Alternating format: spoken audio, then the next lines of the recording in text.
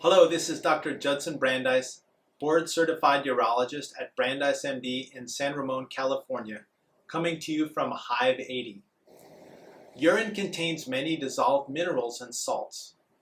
When your urine has high levels of these minerals and salts, you can form stones. Kidney stones can start small, but can grow larger in size, even filling the inner hollow structures of the kidney. Some stones stay in the kidney and do not cause any problems. Sometimes, the kidney stones can travel down the ureter, the tube between the kidney and the bladder.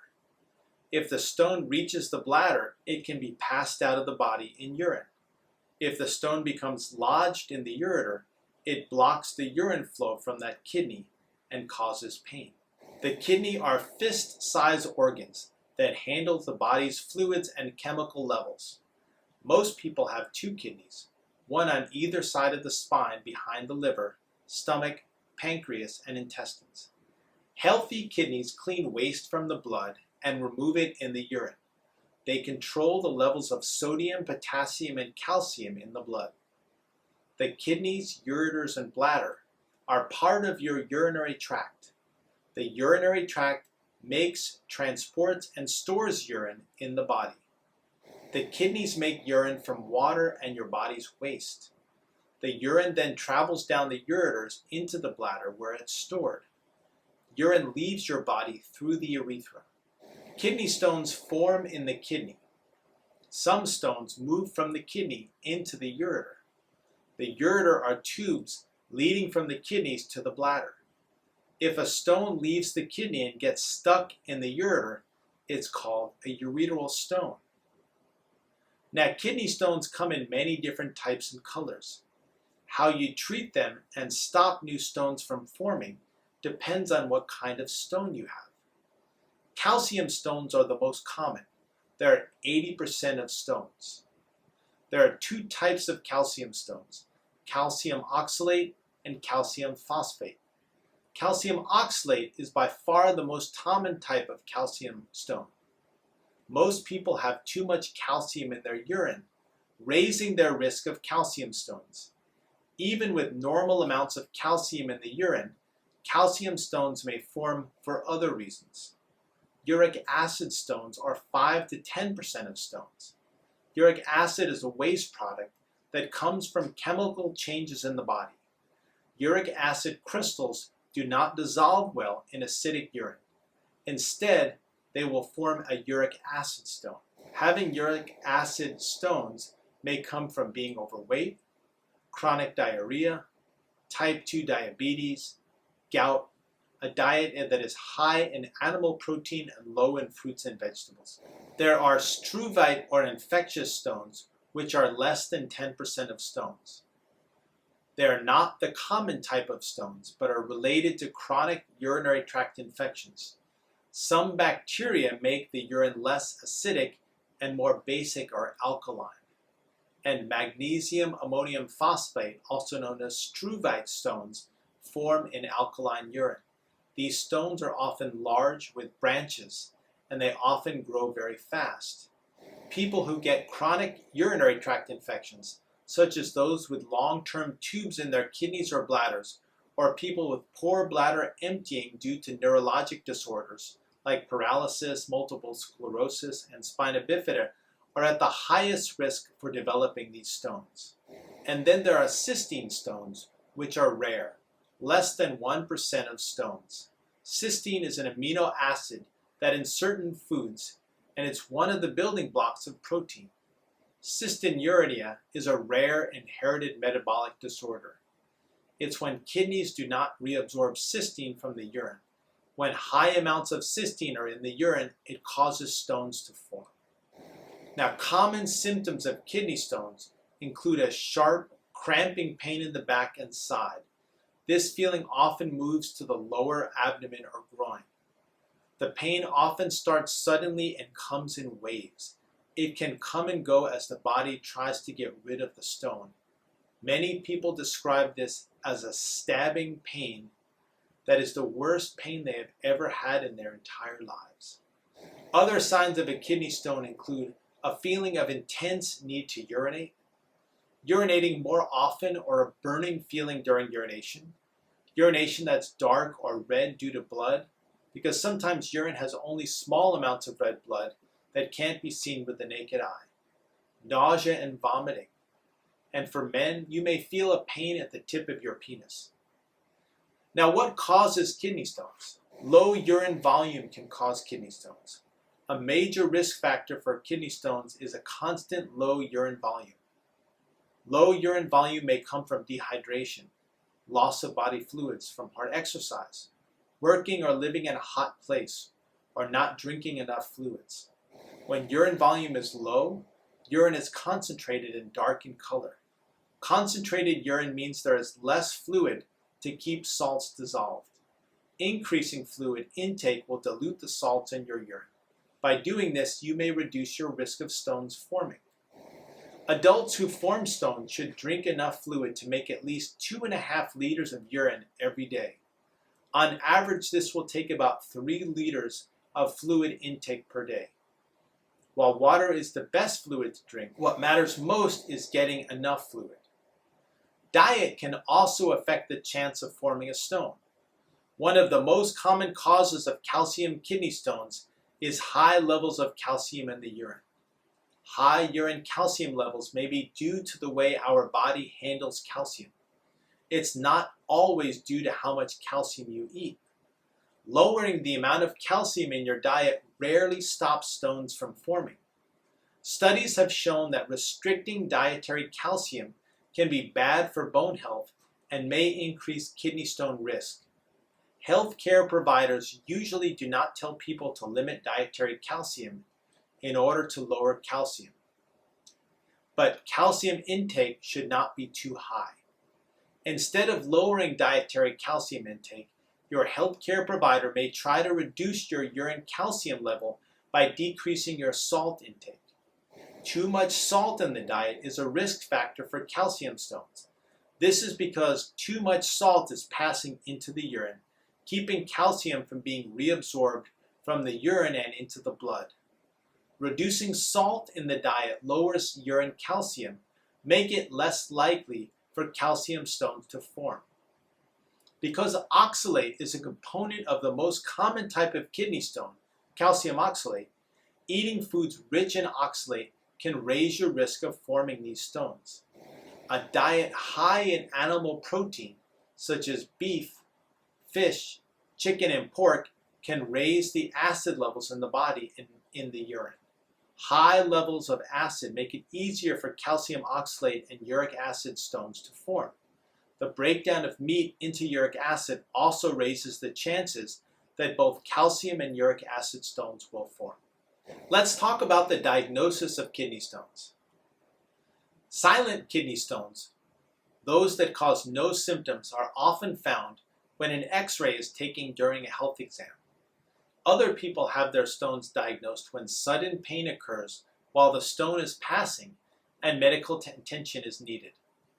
When a person has blood in the urine, called hematuria, or a sudden abdominal or side pain, tests like an ultrasound or a CT scan may diagnose a stone.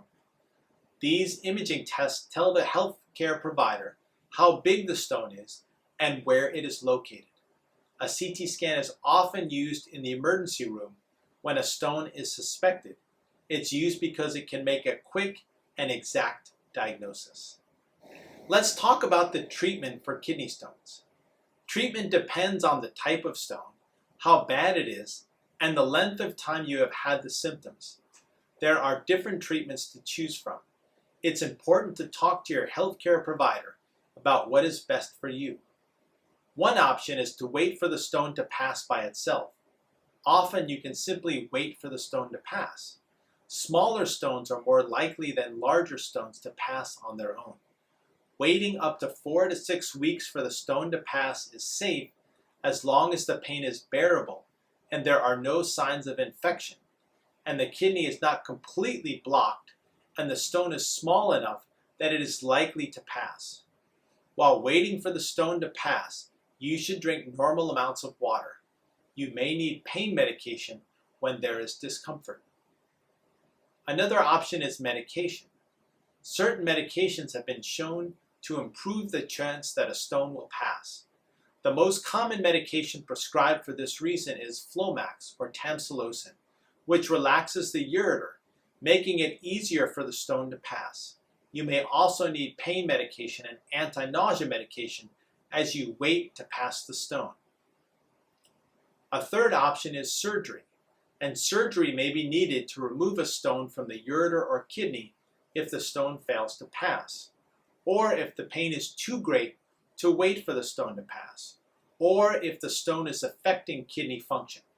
Small stones in the kidney may be left alone if they're not causing pain or infection. Some people choose to have their small stones removed. They do this because they are afraid the stone will unexpectedly start to pass and cause pain. Kidney stones should be removed by surgery if they cause repeated infections in the urine or because they are blocking the flow of urine from the kidney.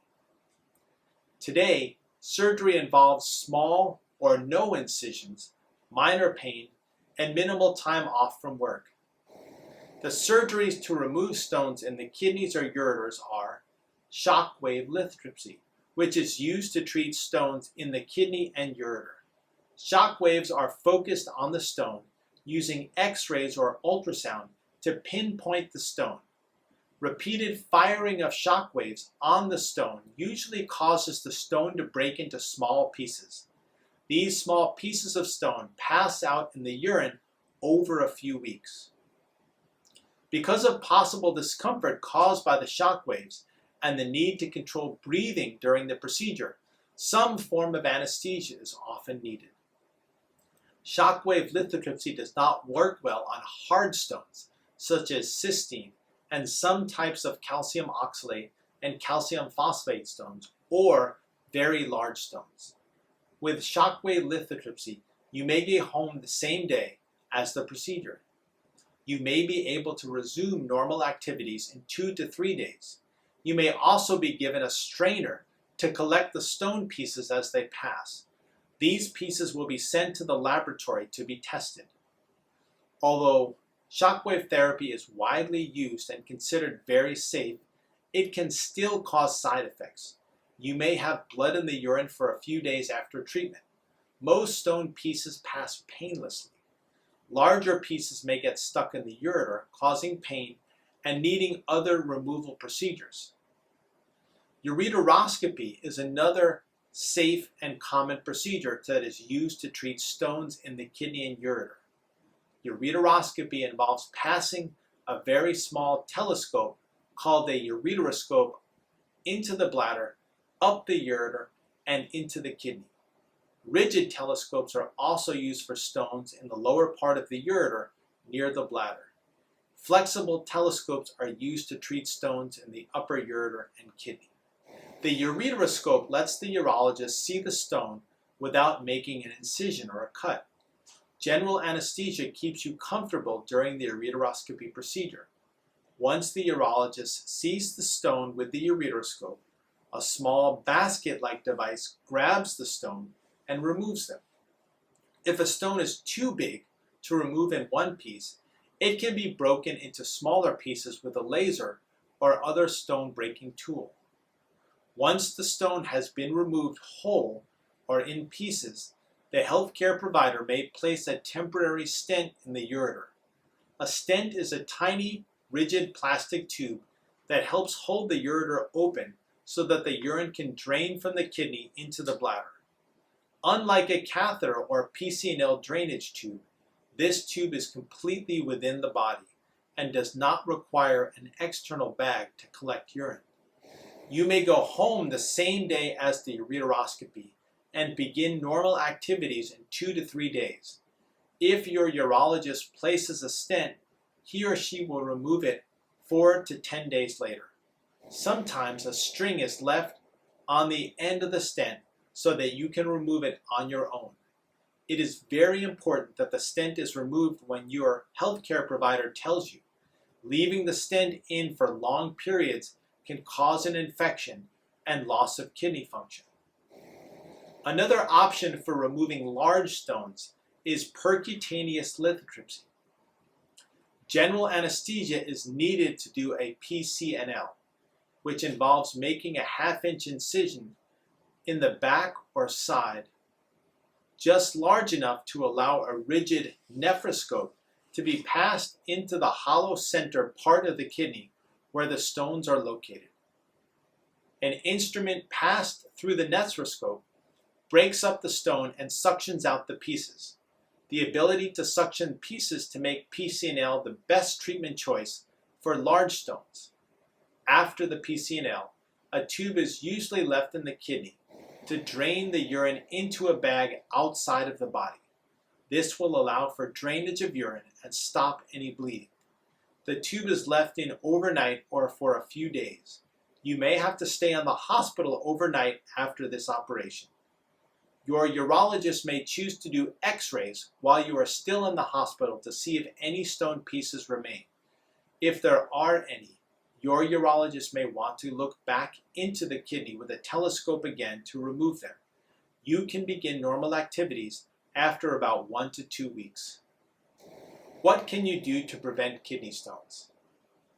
If you are not producing enough urine, your healthcare provider will recommend you drink at least 3 liters of liquid each day. This equals about 3 quarts, about 10 10-ounce glasses. This is a great way to lower your risk of forming new stones. Remember to drink more to replace fluids lost when you sweat from exercise or in hot weather. All fluids count towards your fluid intake, but it's best to drink mostly no-calorie or low-calorie drinks. This may mean limiting sugar-sweetened or alcoholic drinks. Knowing how much you drink during the day can help you understand how much you need to drink to produce 2.5 liters of urine. Use a household measuring cup to measure how much liquid you drink for a day or two. Drink from bottles or cans with the fluid ounces listed on the label. Keep a log and add up the ounces at the end of the day or 24-hour period. Use this total to be sure you're reaching your daily target urine amount of at least 85 ounces. Or 2.5 liters of urine daily. Healthcare providers recommend people who form cystine stones drink more liquid than other stone formers. Usually 4 liters of liquid or more is advised to reduce cystine levels in your urine. Reduce the amount of salt in your diet. This tip is for people with high sodium intake and high urine calcium or cystine. Sodium can cause both urine calcium and cystine to be too high. Your healthcare provider may advise you to avoid foods that have a lot of salt. The Centers for Disease Control and other health groups advise not eating more than 2,300 milligrams of salt per day. Eat plenty of fruits and vegetables. Eating at least 5 servings of fruits and vegetables daily is recommended for all people who form kidney stones. Eating fruits and vegetables may give you potassium, fiber, magnesium, antioxidants, phytate, and citrate, all of which help kidney stones from forming. A serving means 1 piece of fruit or 1 potato or 1 cup of raw vegetables. For cooked vegetables, a serving is a half a cup. If you're worried you may not be able to eat the right amount of fruits and vegetables, talk to your healthcare provider or a nutritionist about what will be best for you. Eat foods with low oxalate level. This recommendation is for patients with high urine oxalate. Eating calcium-rich foods with meals can often control the oxalate level in your urine. Urinary oxalate is controlled because eating calcium lowers the oxalate levels in your body. But if doing that does not control your urine oxalate, you may be asked to eat less of certain high oxalate foods. Nearly all plant foods have oxalate, but only a few foods contain a lot of it. These include spinach, rhubarb, and almonds. It is usually not necessary to completely stop eating foods that contain oxalate. This needs to be determined individually and depends on why your oxalate levels are high in the first place. Now, if you make cystine or calcium oxalate stones and your urine uric acid is high, your healthcare provider may tell you to eat less animal protein. If your healthcare provider thinks your diet is increasing your risk for stones, he or she will tell you to eat less meat, fish, seafood, poultry, pork, lamb, mutton, and game meats than you eat now. This might mean eating these foods once or twice rather than 2 to 3 times a day. Fewer times during the week, or eating smaller portions when you do eat them. The amount to limit depends on how much you eat now and how much your diet is affecting your uric acid levels. Changing your diet and increasing fluids may not be enough to prevent stones from forming. Your healthcare provider may give you medications to take to help you with this. The type of stone and the urine abnormalities you have will help your healthcare provider decide if you need medicine and which medicine is best. Common medications include thiazide diuretics, which are for patients who have calcium stones and high levels of calcium in their urine. Thiazide lowers urine calcium by helping the kidney take calcium out of the urine and put it back into the bloodstream. When you take thiazides, you need to limit how much salt you take in, as these medications work best when urine sodium is low. Potassium citrate is for patients with calcium stones and low urinary citrate, and for those with uric acid and cysteine stones. Potassium citrate makes the urine less acidic and more alkaline or basic. This prevents cysteine and uric acid stones. It also raises the citrate level in the urine, helping to prevent calcium stones. Allopurinol is frequently prescribed for gout, which is caused by high uric acid levels in the blood. Allopurinol not only lowers the levels of uric acid in the blood, but also in the urine. So it may also be prescribed to help prevent calcium and uric acid stones. Vitamin supplements should be used carefully, as some can increase your risk of forming kidney stones. Your healthcare provider and a dietitian may be a good source of information about the over-the-counter nutritional supplements. This is Dr. Judson Brandeis coming to you from Hive 80. Thank you for your attention.